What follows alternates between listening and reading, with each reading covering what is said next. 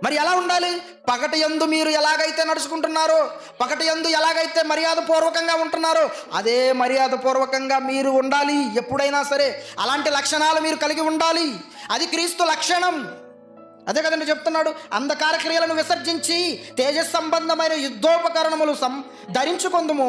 అల్లరితో కూడిన ఆటపాటలైనను, మత్తైనను, లేక కామ విలాసములైనను, పోకిరి శాస్త్రలైనను. కామ విలాసం అంటున్నాడు చూడండి. ఈరోజు మనుషులందరూ దీనికి బాగా బానిసలు అయిపోయారండి. దేనికో తెలుసా? కామ విలాసానికి. విలాసం వేరు, కామ విలాసం వేరు. ఈరోజు మనిషి అనుభవిస్తున్న విలాసం ఎలాగుండాలో తెలుసా? కామ విలాసానికి.